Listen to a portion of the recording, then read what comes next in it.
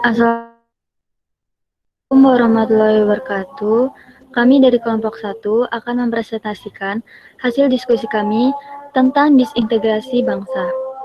Sebelumnya, perkenalkan saya Yuni Kurniasari, NIM 1928029 sebagai moderator. Adapun anggota kelompok 1 yaitu 1. Aulia Adini Azahra, 2. Kresida Kristi, 3. Radisya Ihsan, 4. Devi Anggita Purnamasari, 5. Nopan Saputra, 6. Siti Rahma, 7. Azal Azahra, 8. Karisvania Dara Saputri, 9. Karunisa Baby Ivana, 10. Mary Nur Fadila, 11. Muhammad Meiko Cahya, 12. Muhammad Fakih Ali Hisham, 13. Farah Naila, 14. Haristo Fisdi, 15. Saya sendiri, 16. Zahra Nabila, 17. Alfira Sudirman, 18. Agus Priawan, 19. Melisya Saleh, 20. Anissa Raja Siguguk. Selanjutnya, topik yang akan kita bahas yang pertama, pengertian disintegrasi bangsa, yang akan dijelaskan oleh Ananda Melisa.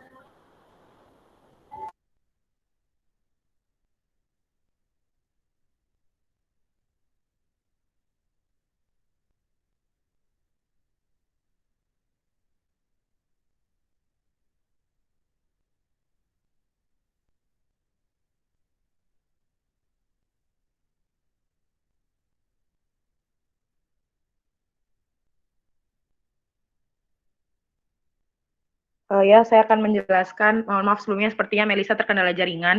Saya akan menjelaskan tentang pengertian disintegrasi bangsa. Next. Pengertian desintegrasi bangsa. Menurut Kamus Besar Bahasa Indonesia, KBBI, desintegrasi adalah keadaan tidak bersatu padu, keadaan terpecah belah, hilangnya keutuhan atau persatuan, perpecahan. Desintegrasi bangsa sendiri adalah suatu keadaan ketika suatu bangsa atau negara mengalami perpecahan. Desintegrasi bangsa juga dapat didefinisikan sebagai keadaan atau kondisi ketika persatuan bangsa sudah hilang sehingga mengakibatkan bangsa tersebut terpecah belah atau tidak bersatu padu lagi, baik dalam pendapat atau hal lainnya.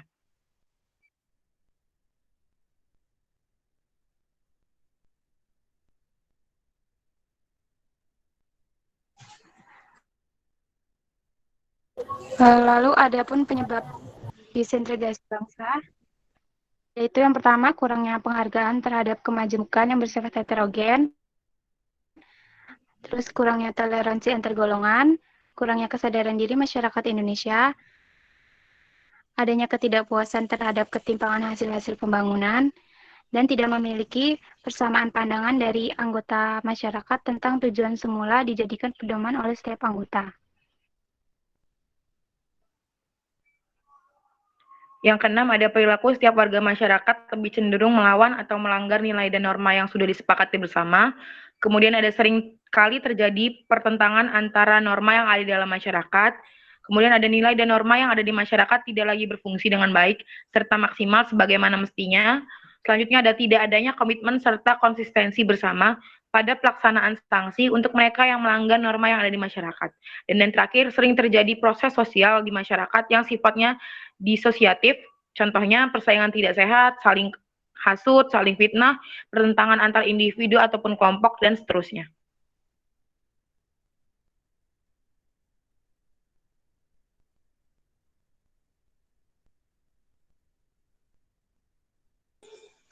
Adapun contoh disintegrasi nasional yang terjadi ketika masa-masa awal kemerdekaan Indonesia antara lain, yang pertama terbentuknya PRRI dan Permesta. PRRI merupakan sebuah singkatan dari Pemerintah Revolusioner Republik Indonesia. Pemberontakan ini terjadi akibat Angkatan Darat di Sulawesi dan Sumatera merasa tidak diperlakukan dengan adil dibandingkan tentara di Jawa yang lebih sejahtera. Pemberontakan ini mendapat dukungan rakyat yang kemudian bernama Permesta atau Perjuangan Rakyat Semesta. Next. Yang kedua ada pemberontakan Andi Agih. Pemberontakan ini terjadi pada bulan Maret sampai April 1950 di Makassar, Sulawesi Selatan. Andi Agih merupakan mantan pasukan KNIL atau Tentara Hindia Belanda. Ia bersama pasukannya melakukan pemberontakan karena merasa tidak senang dengan kedatangan APRIS. Selain itu, Andi Aziz juga berusaha untuk mempertahankan negara Indonesia Timur atau NIT. Pemberontakan Andi Aziz ditaklukkan oleh pasukan militer Indonesia yang dipimpin oleh Kolonel A.E. Kawilarang.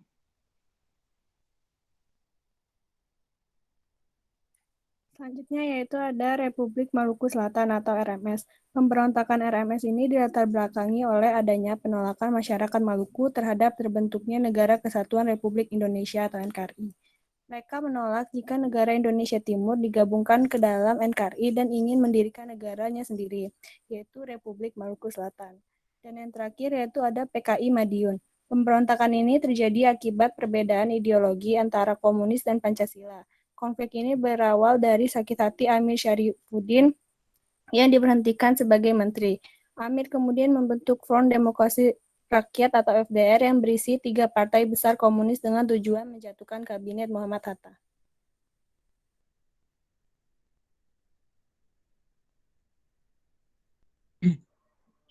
Oke, selanjutnya mengenai kebijakan yang digunakan untuk memperkukuh integrasi nasional. Yaitu yang pertama, menghidupkan dan membangun terus komitmen, kehendak, serta kesadaran untuk bersatu. Kemudian yang kedua, yaitu menghasilkan kondisi yang mendukung komitmen, serta kehendak dan kesadaran untuk bersatu untuk membiasakan diri dalam membangun konsensus. Kemudian yang ketiga, yaitu membangun kelembagaan yang bernorma dan bernilai untuk menyuburkan persatuan dan kesatuan bangsa. Yang keempat, yaitu merumuskan kebijakan serta regulasi yang konkret, tepat dan tegas di dalam segala aspek kehidupan serta pembangunan bangsa yang mencerminkan keadilan untuk seluruh pihak dan semua wilayah.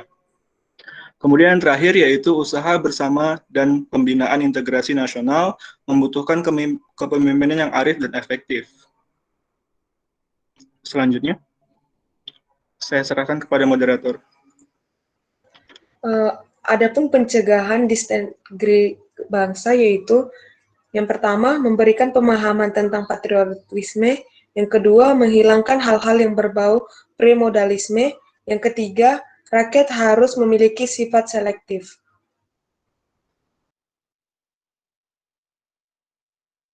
Yang keempat meningkatkan rasa kepercayaan masyarakat. Yang kelima, melawan berbagai gerakan separatis. Yang keenam, keinginan untuk bersatu di kalangan bangsa Indonesia sebagaimana dinyatakan dalam Sumpah Pemuda tanggal 28 Oktober 1928. Jadi kesimpulannya yaitu, disintegrasi adalah keadaan tidak bersatu padu, keadaan terpecah belah, hilangnya keutuhan atau persatuan, perpecahan. Disintegrasi bangsa akan memudarkan kesatupaduan antar golongan dan kelompok yang ada dalam suatu bangsa. Disintegrasi bangsa terjadi disebabkan oleh beberapa faktor. Dalam kaitan dengan politik pembangunan hukum, maka Pancasila sebagai dasar pencapaian tujuan negara melahirkan kaidah-kaidah penuntun yaitu hukum Indonesia yang harus bertujuan dan menjamin integrasi bangsa baik secara teritorial maupun ideologis.